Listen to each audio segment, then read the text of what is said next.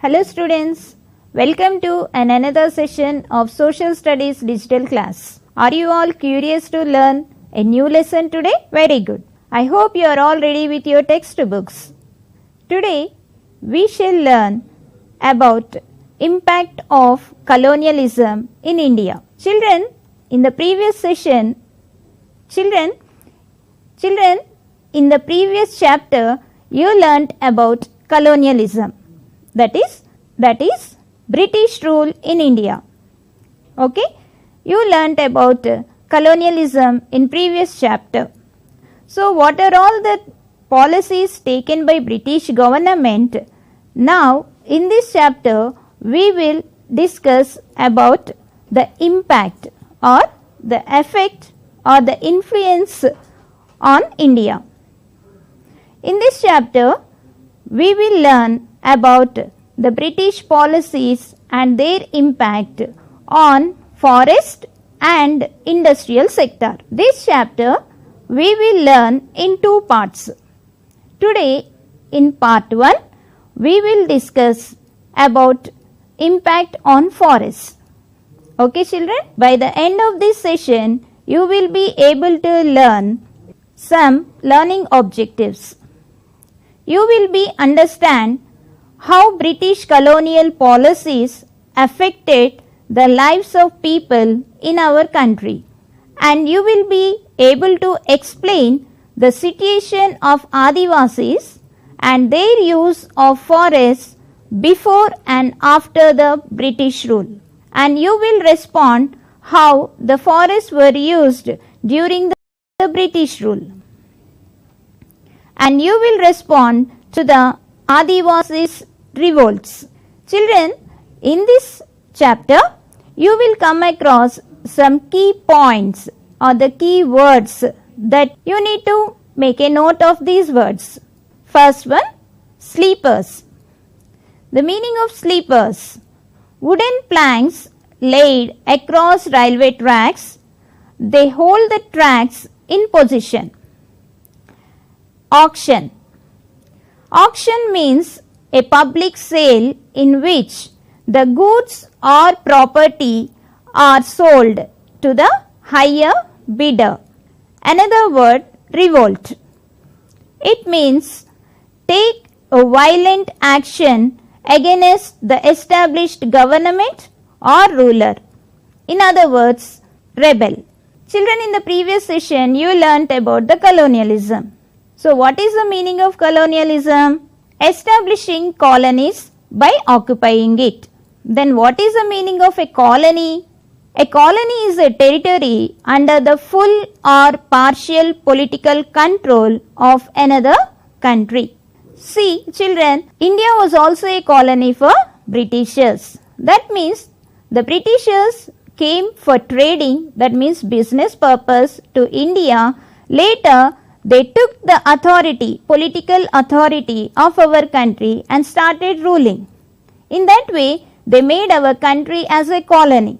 So, by making a country as a colony, they will take the raw material from those countries and they will send to England. There in industries, they will produce the things and again they will sell in the market. So, for this purpose, even from India, they took cotton for making clothes and other raw materials. So children, in this part 1 we are going to learn the impact of this colonialism. Under this colonialism, how the Britishers made some laws or policies that affected on several parts. So today we will learn the impact of this colonialism on forest. So let me ask you one question. What is a forest? A forest is a large area covered with so many different kinds of trees. So you can see the picture of a forest here. Children, can you give me some examples of forests?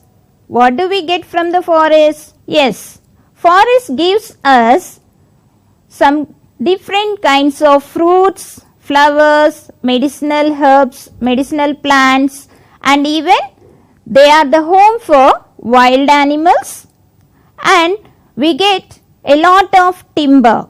Yes, from this timber we make different kinds of furnitures, doors, windows for construction purpose and many other things. Nearby the forest, the villagers, they bring their cattle for grazing. So what else are there in the forest, children? Not only the fruits and flowers or medicinal plants, there are also some people living in and near the forest. They are the tribal people, or they are also known as Adivasis. Yes, the tribal people live in and near the villages of the forest. These tribal people are the Adivasis. They make most use of these forests. They get their daily needs, necessities from the forest itself. Forests before the British rule. Before seeing the impact of British policies on forests, let us first see how the forests were before the Britishers' arrival. Before the Britishers came and started ruling in our country, how the situation of these forests. Forests before the British rule. For ages, Adivasis and villagers living in and near the forest get their basic needs from the forest. They are like the owners of the forest. See children, they are living in the forest itself. They get the fruits and their daily basic needs from the forest itself. So they are like the owners of that area. They do hunting, and also they want whatever they will get from the forest. Before the British started ruling, they used the forest for hunting the animals and gathering wood. What they will use the wood for, tribal people, what they will do with the wood? Yes, they use it for the cooking and also constructing their houses. Fruits, flowers and herbs, and also they use it for grazing their cattle. In some places, they cut down the trees and burn the trees and clear the land to cultivate the crops also. For some extent of the forest, they will clear the trees and they start cultivating or producing some type of vegetables and other crops. And they cut the wood to build their homes and make the tools. You can see how the tribal people use wood for making their tools for hunting purpose and also for other purposes. So this kind of instruments or tools they will make for the beneficiary. Children, the tribal people, whatever they need, they will get from the forest itself, but some things they don't get in the forest. So for that purpose, what they will do, the things which they collected from the forest, they will sell those products in the nearby village market, and then they will purchase what else they want rather than apart from the forest. They sold some of the things produced in the forest only to buy the other things they needed from the market, such as salt and iron. So salt and iron, these kind of things they don't get from the forest. So they sell some medicinal herbs and other fruits and flowers in the market, and they purchase salt and iron. But they did not sell the wood to earn the profit. See children, what a good kind of attitude they have. They did not sell the wood for any profitable manner. We learned that they will clear some part of forest. Though they cut the trees of some extent in the forest, they don't cut all the trees. They cut only some old trees, but they allow the new trees to grow again. Even though the Adivasis and villagers cleared some areas of forest by cutting the trees for cultivation, they cut only the old trees and allowed the new trees to grow. In this way, there will be a balancing of the forest. It will not lead to deforestation. This way, they protect the forests.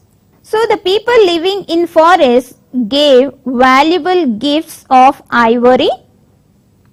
What is ivory, children?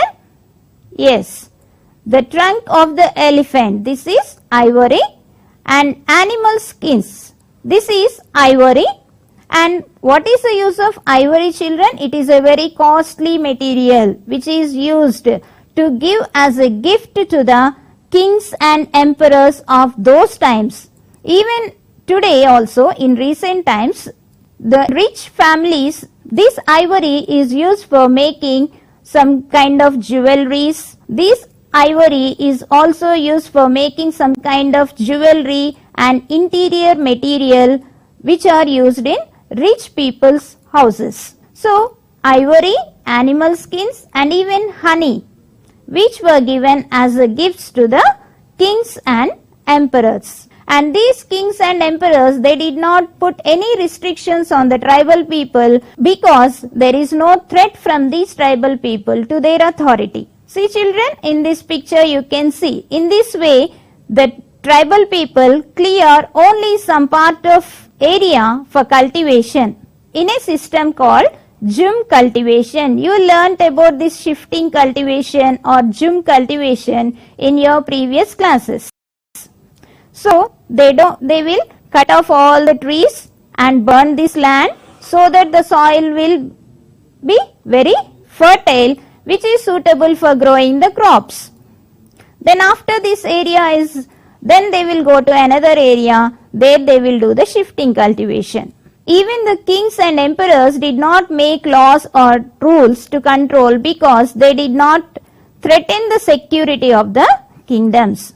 So in this way, for many centuries, the Adivasis lived in very peaceful manner, that is harmony with their forests, fulfilling their needs and also by looking after them carefully.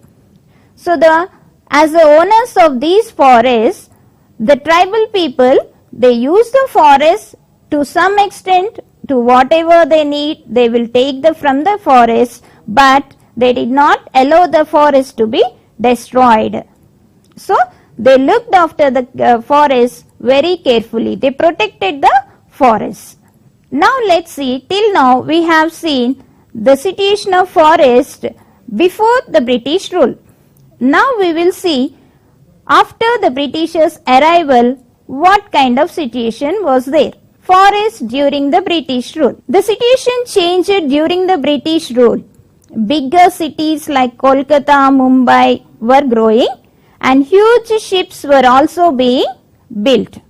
Children, we learnt that the forests provide timber. A lot of timber was collected from the forest and this timber is used for making ships.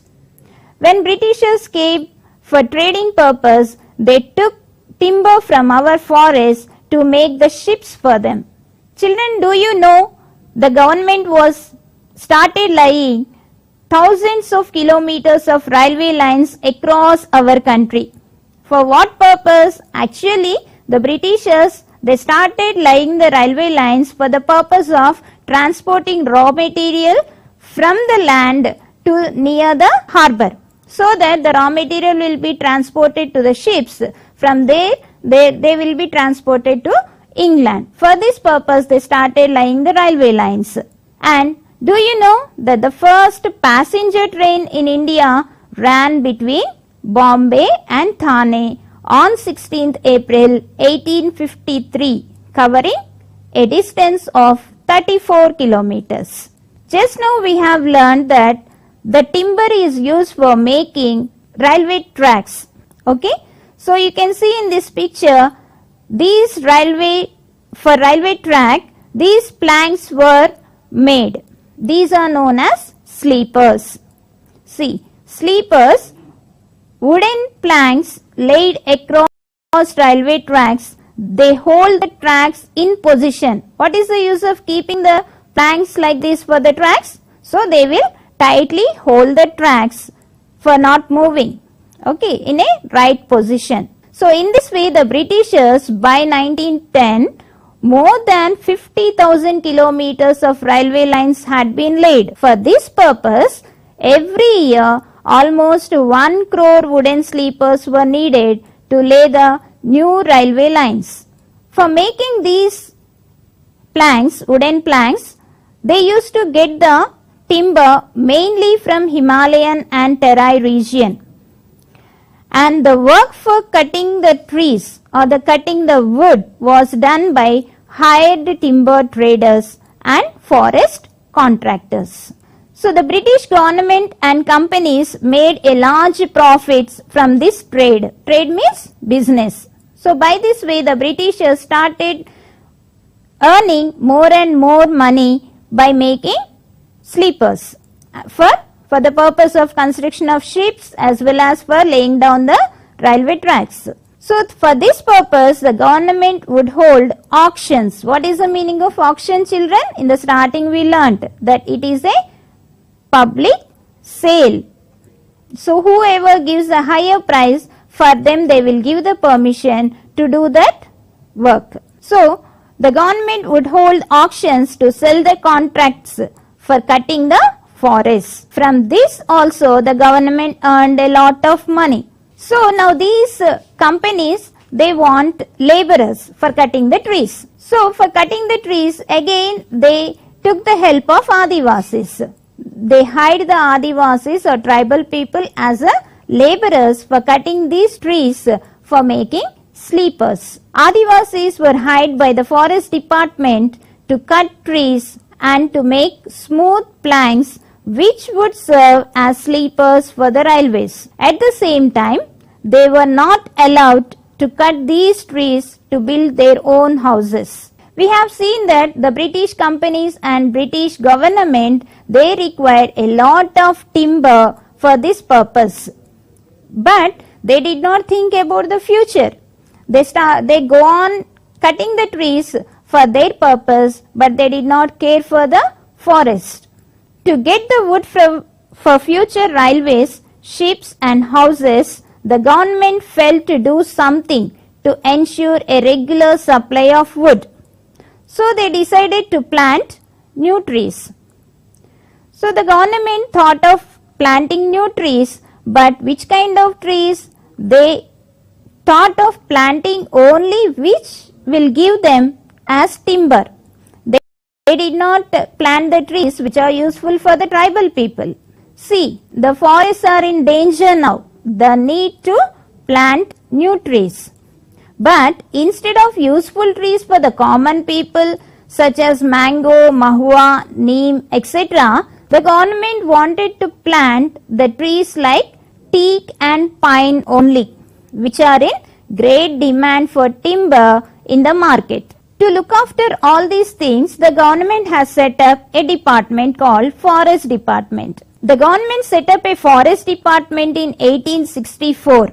This Forest Department made some new laws and rules to protect the new forests it was planting. The department felt the forest needed to be protected from the people living in and near them. So when the forest department took the authority of cutting the trees, now the Adivasis have no freedom to cut the trees or collect the herbs or whatever they needs.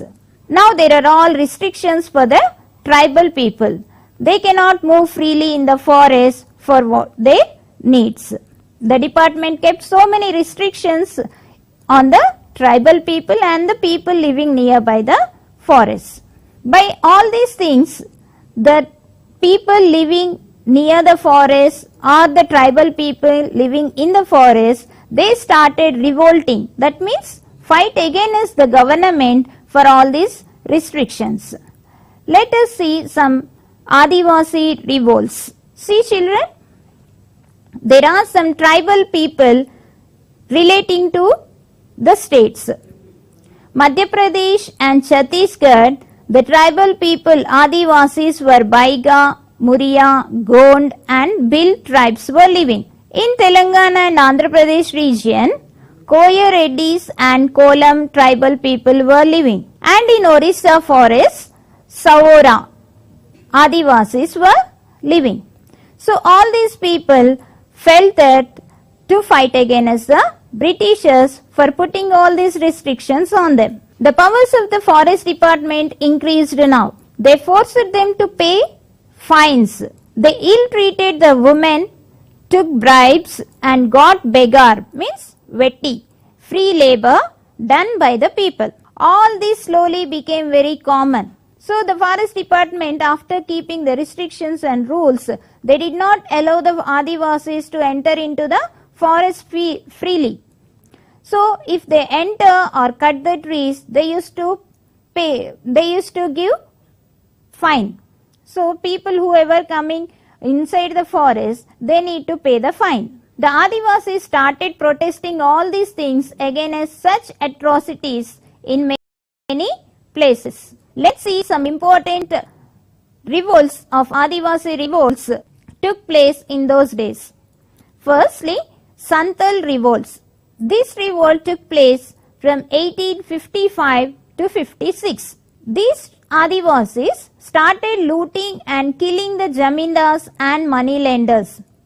The frustrated Adivasis, they started revolting against the British government and even on forest department, and they started looting and killing the Jamindars and moneylenders in those areas.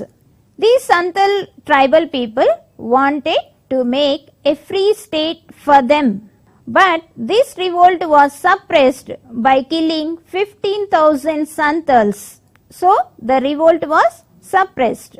Another revolt took place in 1874 and 1901 by 𝗳𝗏. So this place is in Jharkhand. Adivasis of 𝗳𝗏𝗺𝗺 plateau, presently which is in Jharkhand state, under the leadership of a young man named 𝗳𝗏.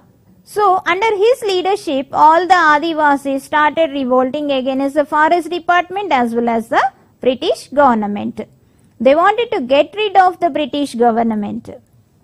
So they rebel or revolt against, but this revolt was suppressed by arresting all the leaders including 𝗳𝗏, who died in prison. Prison means jail in 1900. Another revolt took place in Uttarakhand from 1921 to 22. In this region, all the peasants means small farmers of the villages, started protesting for their rights over the forest.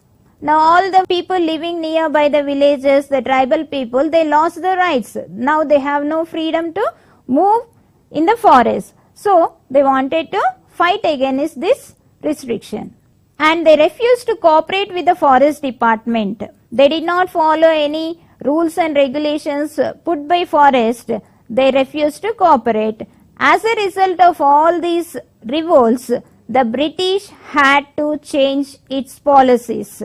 Now by all these revolts happening in different parts of India, the British had to step down and change some rules and laws relating to tribal people.